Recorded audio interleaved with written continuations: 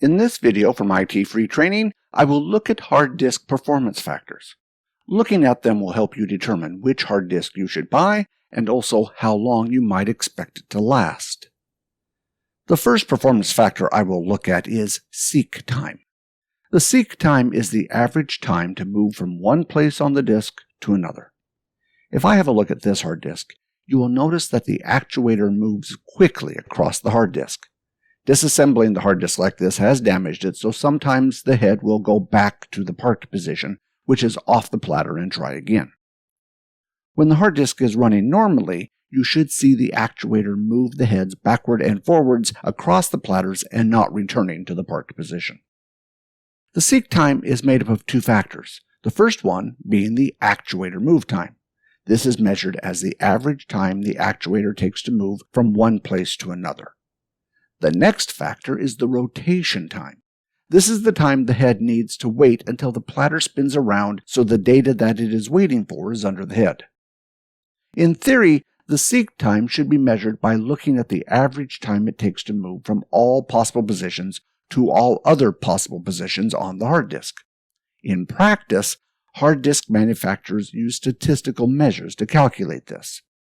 Unlike some calculations that vary a great deal between manufacturers, seek time is one measure that I am happy to compare between manufacturers, as the methods they use give similar results.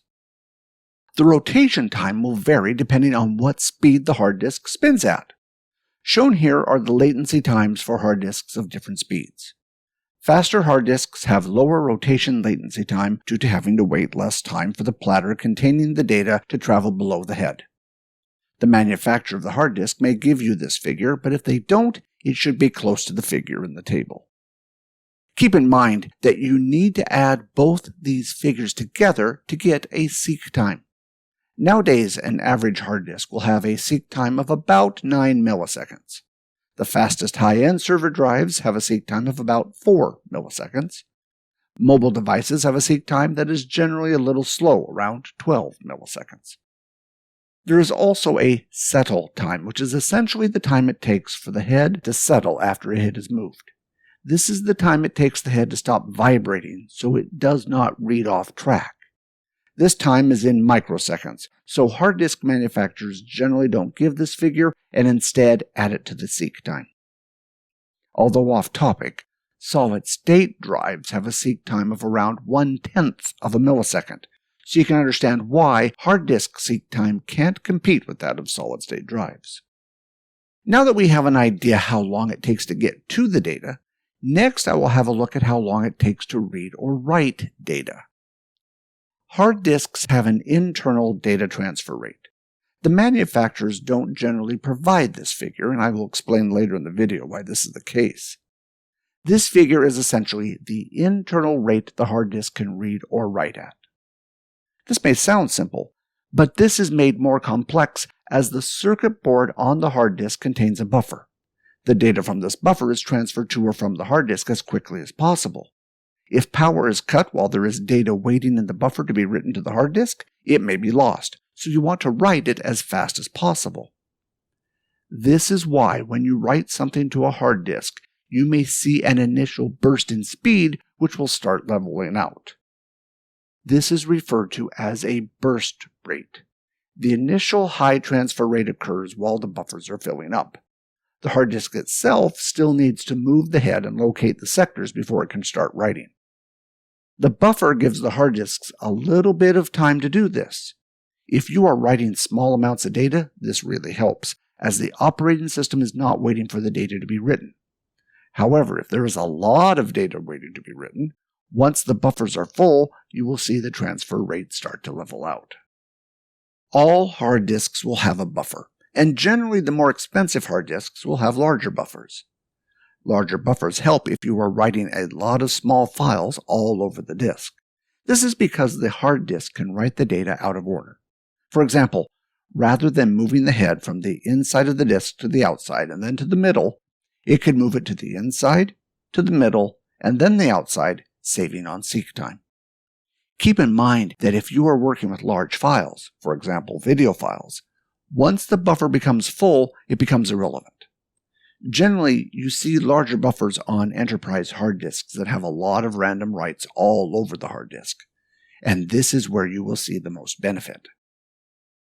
The next specification I will look at is the external data rate. This is the data rate that can be transferred between the hard disk and the storage controller. The hard disk will support an upper speed. Keep in mind that if the storage controller does not support that speed, the hard disk will reduce its speed to match that of the storage controller. The hard disk manufacturer will give you this specification. However, this will not give you an accurate estimate of how fast the hard disk will operate, as it may transfer data a lot slower than the external interface. So, let's have a look at how you can determine how fast the hard disk will operate. The hard disk manufacturer will give a specification for data transfer rate.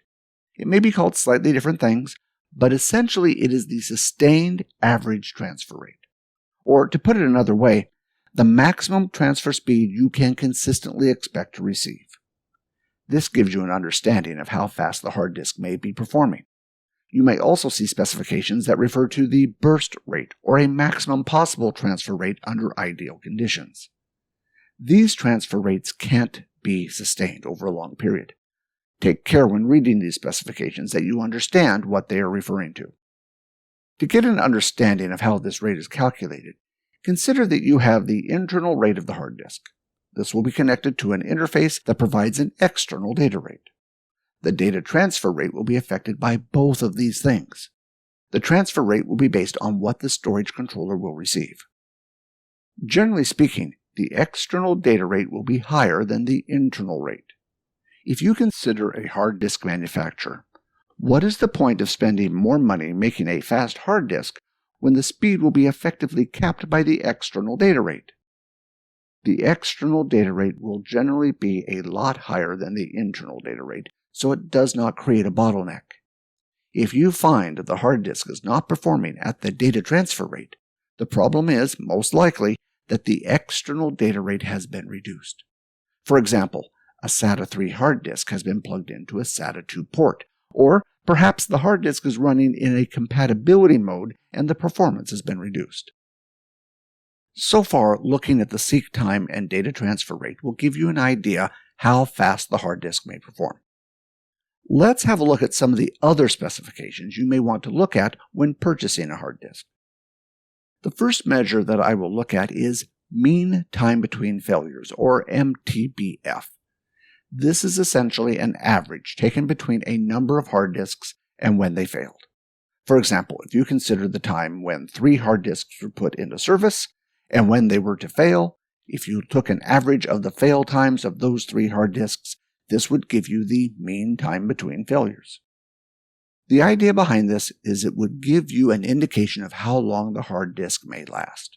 Remember, it is an average, so a hard disk may fail sooner or it may fail later. Some manufacturers may provide this specification, while some may not. Another reliability figure is the annual failure rate. This is an estimate of the probability that a device will fail per year. This is measured as a percentage, for example, 0.4%. These figures assume the hard disk is used as per the manufacturer's specifications, for example, used in a room under a certain temperature. If the hard disk is used in locations above this temperature, this will increase the failure rate of the hard disk. These figures give you an indication of when a hard disk may fail. Certain hard disks will have a higher failure rate than others. For example, higher speed drives will generally fail sooner. If you are using them in a data center, having a look at the failure rate will give you an idea how many failures you are likely to have. This will help give you an idea what you may need to spend on replacement of hard disks, unless you have a support contract that covers hard disk replacements. The last topic I will look at is SMART. SMART stands for Self-Monitoring Analysis and Reporting Technology.